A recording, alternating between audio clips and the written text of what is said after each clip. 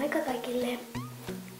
Tänään tulee tämmönen ostosvideo, eli tää on mun ensimmäinen ostosvideo.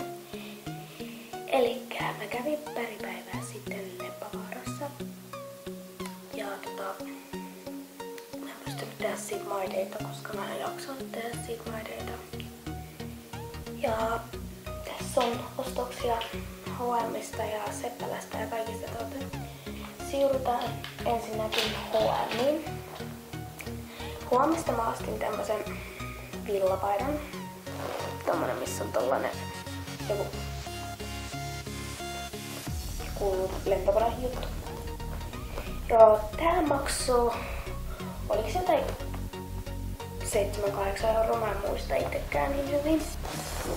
Ja sitten mä ostin tällaiset farkut. Nääkin oli H&M:stä.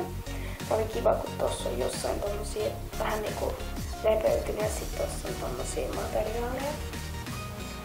Ja nää taisi olla jotain 12 €. Sitten siirrytään mikä tää olikaan, niin Kapahaliin. Niin Kapahalista mä ostin tällaiset.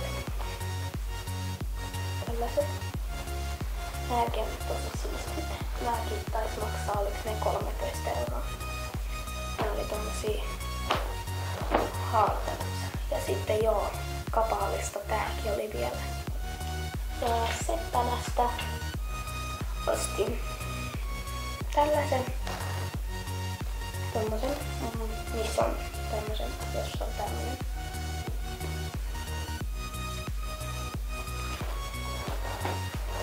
Ja mä muistan mikä sen kaupan nimi on ja sit mä ostin tällaiset shortsit. Mä en muista mikä sen kaupan nimi oli.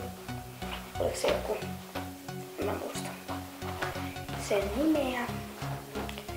Ja Seppälästä vielä ostin tämmöset aurinkolasit, missä on nää valkoiset ja sitten on mustat. Sitten normaali mustat aurinkolasit. Ja sitten tuli kaupan päälle joku tommoset viinalasit, jos ostaa joku siis aurinkolasit, jos ostaa 2. Sitten oliko se joku case shop, vai oliko se semmonen case shop, vai mikä se oli phone shop. Niin mä ostin mun kännykälle tämmösen kuoren, missä saa laitettua kännykän tähän. Ja sitten täällä on tämmönen juttu, mikä vetää sitä.